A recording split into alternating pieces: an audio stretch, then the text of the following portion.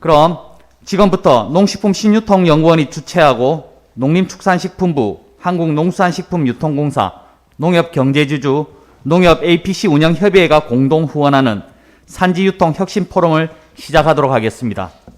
먼저 이병호 AT 사장님의 기조 연설을 듣도록 하겠습니다. 이병호 사장님의 연설은 코로나19로 인해 화면으로 받아서 보내드리도록 하겠습니다.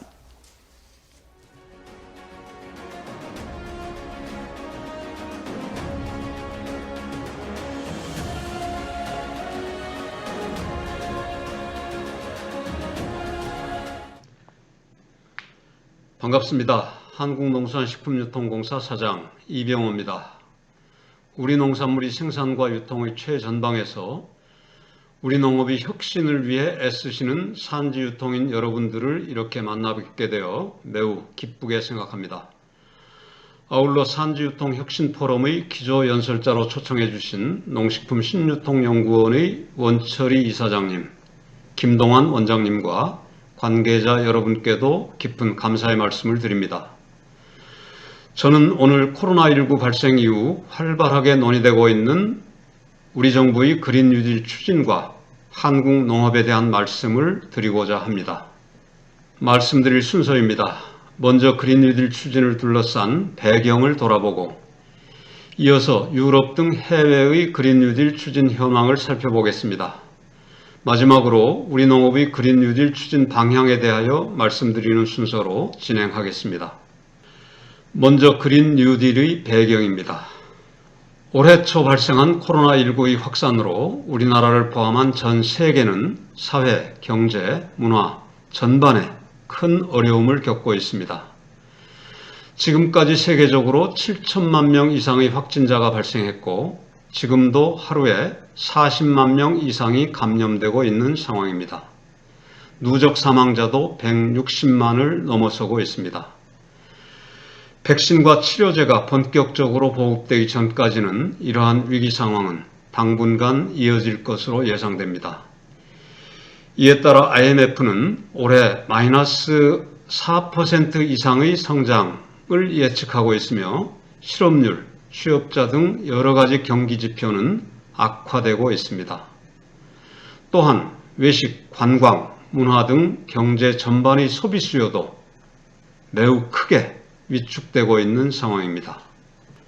많은 전문가들이 코로나19와 같은 감염병은 기후위기와 밀접한 관련이 있다고 합니다. 2002년의 사스, 2009년의 신종플루, 2012년의 메르스, 그리고 2020년의 코로나19는 모두 바이러스가 야생동물을 통해 인간에게 전이된 것으로 추정됩니다.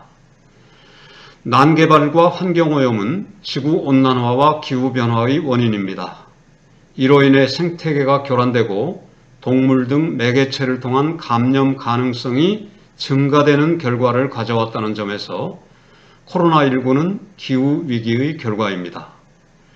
또한 코로나19와 기후위기는 국가와 인종, 남녀노소를 가리지 않고 발생하는 인류 공통의 재난적 성격을 가지고 있다는 점에서 유사성을 지니고 있습니다.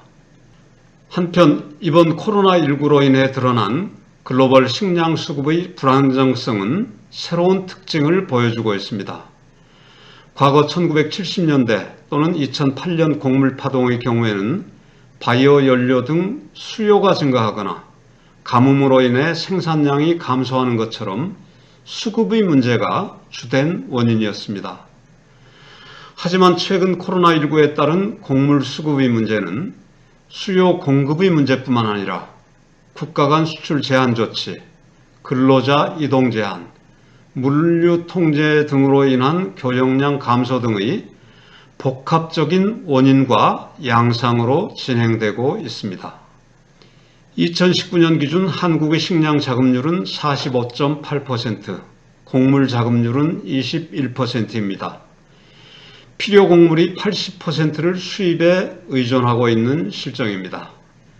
글로벌 공급망이 조금만 흔들려도 국내 농식품 산업과 물가에 큰 영향을 끼칠 수밖에 없는 구조입니다. 사실 지금까지 소비자들은 막연하게 수입해서 먹으면 된다는 생각을 가지고 있었던 것 같습니다. 하지만 최근 코로나19로 마스크와 식료품의 수급 불안을 경험하면서 우리 국민들도 농식품의 국내 생산과 식량 안보가 매우 중요하다는 인식과 공감대가 확산되고 있는 점은 매우 다행이라 생각합니다. 화학비료, 농약 등의 과다 사용으로 인한 자연과 환경의 오염은 우리 농업의 위기로 이어질 수 있습니다. 한국의 농약과 비료 사용량은 세계 최고 수준이지만 곡물 자급률은 세계 최하위에 머무르고 있습니다. 농약의 경우 한국은 호주나 캐나다 등 농업 선진국들보다 약 10배를 더 사용하고 있고 화학비료 또한 단위 면적당 2배에서 4배 이상을 사용하는 등 환경 부하가 매우 심각한 상황입니다. 반면 곡물 자급률은 20% 수준으로 세계 평균의 4분의 1에 불과합니다. 우리 농업의 생산력이 감소하고 고령화가 심화됨에 따라 농업 농촌의 활력이 저하되고 있는 점도 우리가 직면한 위기 중의 하나입니다. 경지 면적과 농가 인구는 지속적으로 감소되고 있으며 65세 이상의 농가 인구가 절반에 육박할 정도로 우리 농업 농촌의 고령화 문제는 심각한 상황입니다. 또한 도시와 농촌 간의 소득 격차와 삶의 질 차이 문제도 함께 해결해 나가야 할 과제입니다. 2019년 평균 농가소득은 4,265만 원으로 도시 근로자 대비 64% 수준이며 그 차이는 점점 커져가고 있습니다. 농촌경제연구원에서 조사한 결과에 따르면 도시 생활과 비교하여 상대적으로 생활 서비스의 접근성이 부족하다 보니 농촌 거주 주민의 정주 만족도 역시 매우 낮게 나타나고 있습니다. 다음으로 국내외 그린 뉴딜 추진 상황을 살펴보겠습니다. 대표적인 사례로 꼽히는 유럽연합의 그린딜 사례를 살펴보겠습니다. EU 그린딜의 핵심은 팜투포크 전략과 생물 다양성 전략입니다. EU 집행위원회는 팜투포크 전략을 통해 더 건강하고 지속가능한 식품 시스템을 구축하는 것을 목표로 다양한 목표 수치를 구체적으로 제시하고 있습니다. 2030년까지 농업 분야 농약 사용량을 50% 감축하고 항생제 역시 절반으로 줄이는 것을 제시하고 있습니다. 이와 동시에 화학비료 사용량은 20% 줄이고 유기농업의 경우 전체 농경지의 25%까지 면적을 확대하는 것을 계획하고 있습니다. 또한 EU 그린딜에 따르면 자연을 건강한 상태로 복원하여 우리 삶 속으로 되돌리기 위한 생물 다양성 전략을 추진하고 있습니다. EU는 생물 다양성이 인류 생존의 필수 요소라는 전제하에 토양과 해양의 최소 30%를 생물 다양성 구역으로 설정하고 2030년까지 30억 그루의 나무를 심겠다는 등의 야심찬 목표를 설정하고 있습니다.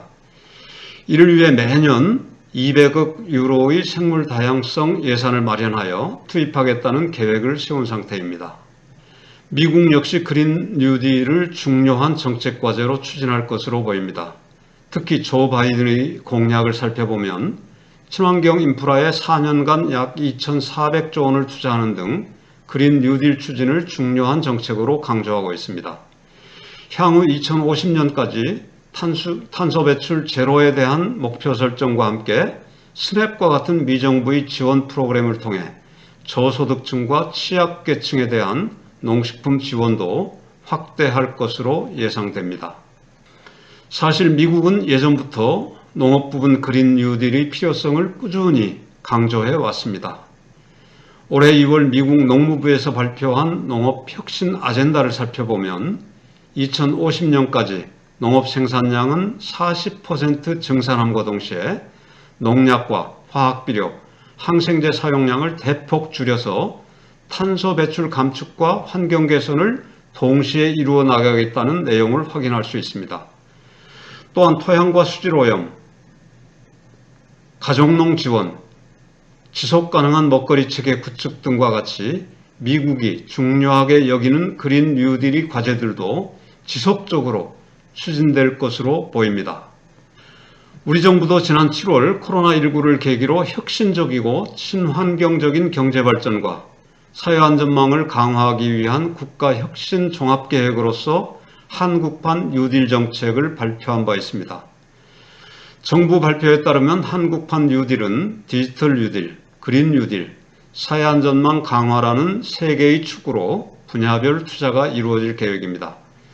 디지털 뉴딜로 경제 전반의 디지털 혁신을 촉진하고 그린 뉴딜을 통해 친환경, 저탄소 등 그린 경제로의 전환을 가속화하는 것을 추구합니다. 안전망 강화는 고용 불안과 소득 격차 완화 등 고용 사회로 도약하기 위한 사람 중심의 정신을 기본으로 하고 있습니다.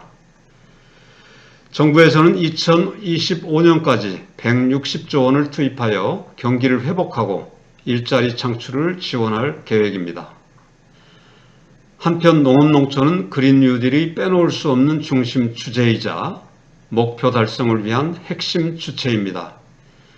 지금까지 발표된 그린 뉴딜의 과제들은 산업 전반의 그린 인프라 구축, 녹색 에너지 전환을 통해 탄소 중립 사회를 지향하는 내용을 주로 다루고 있습니다만 대한민국 그린 뉴딜은 지금부터 시작입니다. 앞으로 우리나라 그린 뉴딜 추진의 성공을 위해 농업, 농촌 분야의 역할과 과제를 확대할 수 있도록 보완하고 이에 대한 투자도 확대해 나갈 필요가 있다고 생각합니다. 앞서 언급했듯 식량과 곡물의 자급률 제고, 국내 농업 기반 강화와 함께 농약 비료 사용량 저감 등을 통해 우리 농업의 친환경성이 강화되어야 합니다. 이러한 관점에서 대통령께서는 지난 11월 11일 농업인의 날 기념식에서 농촌이 한국판 뉴딜의 핵심 공간이 되도록 하겠다고 선언하셨습니다. 대통령께서는 농업의 환경과 생태적 가치, 자율적 수급 조절, 살기 좋은 농촌 만들기, 식량 안보 강화, 지역의 먹거리 순환체계 구축, 저소득층 먹거리 복지 등의 과제를 말씀하시면서 뉴딜 정책 추진에 있어 농업 농촌의 중요성을 강조하셨습니다. 이어서 우리 농업의 그린 뉴딜 추진 방향과 과제를 살펴보겠습니다. 무엇보다도 안정적인 식량 공급 기반을 확보하는 것은 매우 시급하고도 중요한 과제입니다.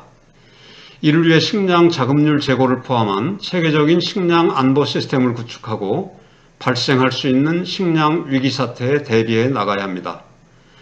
원료 농산물이 필요한 식품업체에게는 국산 원료를 손쉽게 확보할 수 있도록 공급 채널을 지원하고 공공급식 등과 연계한 소비 확대 방안에 대한 고민도 필요합니다. 또한 밀, 콩 등의 수품목은 수매, 비축을 확대하고 국내에서 생산이 부족한 품목에 대한 해외 정보조사와 안정적인 글로벌 공급망도 확보해 나가야 합니다. 우리 농업 역시 기후위기와 환경위기 극복을 위한 환경친화적 농업으로 전환되어야 합니다. 현재 정부에서는 친환경 농산물의 생산 기반을 강화하기 위한 여러 가지 제도와 사업을 검토하여 도입 중에 있으며 재생에너지 확산 등을 통한 저탄소 농업 실현을 위해 다양한 노력을 추진 중에 있습니다. 앞으로 구체적이고 실현 가능한 목표와 계획을 수립하고 재원 마련을 통해 환경친화적 농업을 육성해 나가야 한다고 생각합니다. 지역에서 생산된 농산물이 지역에서 소비될 수 있는 먹거리 선순환 체계를 구축하는 것 또한 중요한 과제입니다. 이를 위해 국가 및 지자체 푸드 플랜을 활성화하고 공공급식 플랫폼 등을 통해 로컬 푸드 공급을 확대하는 한편 임산물 꾸러미 지원, 취약계층 농식품 바우처 등과 같은 먹거리 복지 향상에 기여할 수 있는 프로그램도 확대해 나가야 합니다. 우리 시대가 직면한 농업 농촌의 위기를 극복하기 위해 지역 균형 발전은 반드시 필요합니다. 이를 위해 균형기촌을 희망하는 사람에 대하여 사전 준비부터 정착까지의 과정을 지원하고 농업인으로서 혹은 다른 방식으로 농촌에서 일자리를 구할 수 있도록 다양한 지원 프로그램을 마련해 나가는 것도 필요합니다. 한편 지역의 정주 여건을 개선하여 살고 싶은 농촌을 만드는 것도 중요합니다. 지역에 위치한 공장과 축사를 이전하는 등 농촌 공간을 정비해 나가는 것과 동시에 지역 어디서나 교육, 의료와 같은 생활 서비스를 손쉽게 제공받을 수 있도록 농촌 지역의 생활 인프라도 강화해 나가야 합니다. 스마트 혁신 기술을 활용하여 농업 농촌의 혁신 성장을 지원하는 것도 우리 농업 농촌의 효율성과 환경성 개선에 꼭 필요한 요소입니다. 최근에는 농산물 생산부터 소비까지 전 과정에서 자율주행, 빅데이터, AI 등 첨단 기술의 적용이 다양한 방식으로 시도되고 있습니다. 우리 공사에서도 농집이라는 ICT 기반 수출농가 지원 시스템을 개발해서 작년부터 운영 중에 있습니다.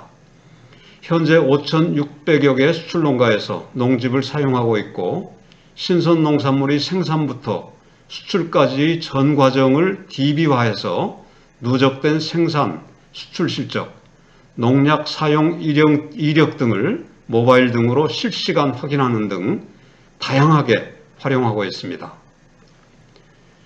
요즘 시대에 우리 소비자가 농식품과 같은 생필품을 온라인으로 구매하는 것은 일상적인 일이 되었습니다.